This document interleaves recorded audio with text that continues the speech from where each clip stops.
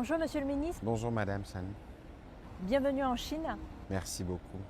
Alors cette fois-ci avec la visite présidentielle congolaise en Chine, quelles sont les nouvelles opportunités médiatiques à espérer entre la RDC et la Chine? C'est un honneur et un privilège pour nous d'être reçus en Chine. Évidemment qu'il y a beaucoup à partager, ce n'est pas seulement dans les secteurs qui est le mien, les secteurs de médias, parce que la Chine c'est une vieille civilisation, une civilisation millénaire. Il y a, quand on regarde, c'est la première fois que je viens ici, quand je regarde les niveaux des développements, les niveaux des infrastructures, les niveaux, nous avons beaucoup de choses à partager en commun et surtout qu'aujourd'hui il y a des enjeux pour lesquels nous devons tous être ensemble. S'il faut qu'on parle du climat, s'il faut qu'on parle de la transition énergétique et de ces points de vue, la République démocratique du Congo est aux premières loges, notamment avec son bassin forestier, mais aussi avec tout ce que nous avons comme ressources qui rentrent aujourd'hui dans la production de batteries. Je ne vous rappellerai pas que la Chine est notre premier partenaire commercial, notamment dans la production de tout ce qui est minéraux stratégiques. Et donc pour nous, c'est un moment particulier d'être ici en ce moment pour voir dans quelle mesure nous renforçons notre relation pour être sûr que ce soit la Chine, que ce soit la RDC, ensemble, nous contribuons à régler les problèmes de l'humanité. Cette année, à partir de cette année, CGTN et RTNC initient ensemble une émission hebdomadaire qui s'appelle Chine-Afrique, destin partagé.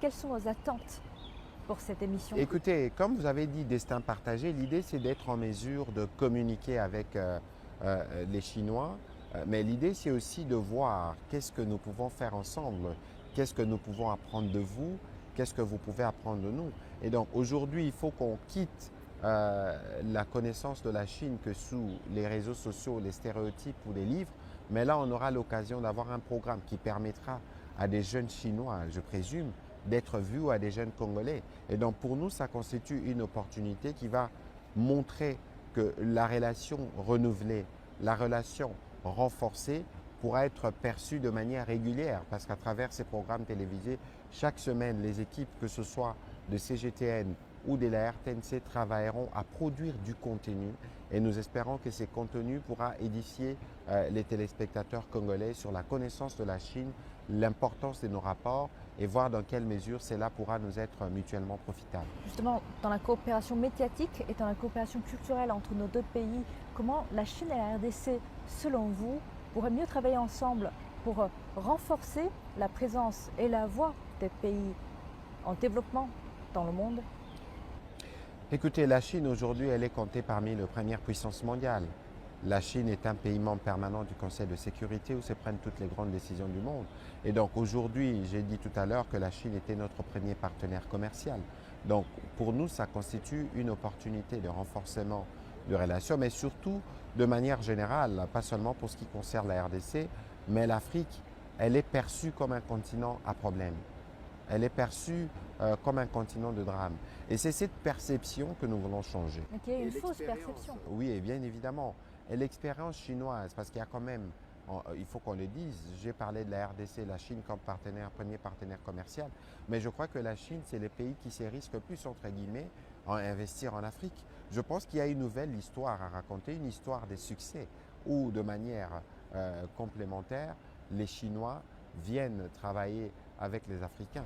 Je veux dire, tout ce qui est au plan sur la communication et médiatique, selon vous, quelles sont les nouvelles manières pour renforcer la voix des pays en développement, que ce soit pour la Chine ou pour la RDC? Malheureusement, le Congo est raconté sous les prismes des drames. Vous savez, je suis journaliste un peu comme vous. Les plus souvent, les journalistes s'intéressent à ce qui ne va pas.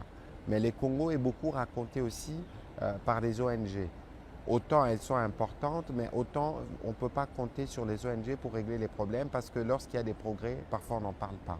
Et donc aujourd'hui, nous travaillons à partager aussi les bonnes nouvelles qu'il y a en République démocratique du Congo, d'une jeunesse résiliente, des femmes fortes. C'est pour ça que nous parlons de changement de narratif. Avant de venir ici en Chine, j'ai accompagné un jeune réalisateur congolais qui présentait son film au Festival de Cannes.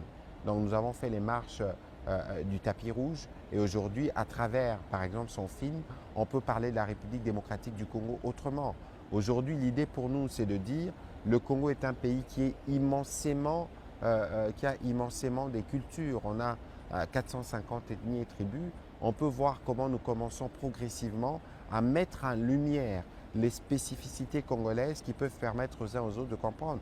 Aujourd'hui, on peut parler du tourisme en RDC. Nous avons les montagnes, nous avons les volcans, nous avons les lacs, nous avons les mangroves, nous avons les forêts. Nous sommes une véritable destination touristique, mais pourquoi pas? Et là-dessus, justement, quelles sont les opportunités à venir entre la RDC et la Chine? Bon, alors pour parler de mon secteur, par exemple, il y a ces protocoles d'accord qui sera conclu entre CGTN et la télévision nationale. On espère que justement de ces croisements, il y aura beaucoup d'interactions entre les journalistes congolais, les journalistes chinois. Vous avez parlé de cette émission qui sera coproduite. Ce sera aussi une occasion pour nous de percer davantage la culture chinoise, voir ce que nous pouvons engranger et vice-versa. Et donc aujourd'hui, nous considérons que c'est un nouveau chapitre qui s'ouvre, un chapitre qui annonce un bel avenir et nous allons tous travailler pour que ces bels avenirs puissent être concrétisés. Vous êtes parmi les hommes politiques de la jeune génération dans votre pays. Selon vous, comment les Chinois et des Congolais de jeune génération pourront-ils mieux travailler ensemble pour promouvoir la relation bilatérale? Alors, ce n'est pas compliqué. Il faut qu'on apprenne à nous fréquenter si nous voulons bien collaborer. J'étais content tout à l'heure, j'ai rencontré la présidente des étudiants congolaises, la présidente des étudiants congolais ici à Pékin, une jeune dame qui a un prénom, elle m'a dit chinois, Shui Li. Je ne suis pas sûr de la bonne prononciation, mais j'ai beaucoup aimé la discussion avec elle parce qu'elle me dit, ici, les professeurs vous donnent des noms chinois. Donc c'est aussi un exemple qui permet déjà un type de rapprochement. Bon, maintenant, il faut qu'on essaye d'étudier des programmes qui peuvent permettre d'avoir des interactions ou des échanges avec de jeunes Chinois qui peuvent venir en RDC ou des jeunes Congolais qui peuvent venir ici. Parce que moi, je suis très tenté à venir ici pour regarder les aspects culturels. C'est un pan important qui fait les rayonnements de la Chine. On a vu les Jeux Olympiques et lorsque nous tous on regarde certains films chinois, ça nous donne un aperçu. Et donc aujourd'hui, il faut qu'on identifie des secteurs d'intérêt commun pour les jeunes. Ce sera sûrement la culture, ce sera peut-être la musique, ce sera sans doute le sport, pour qu'on voie dans quelle mesure on essaie de promouvoir ces contacts réguliers. Et ce n'est que de cette manière que nous allons consolider les relations entre nos deux pays, les relations entre nos deux peuples. Vive l'amitié sino-congolaise! Mais vive l'amitié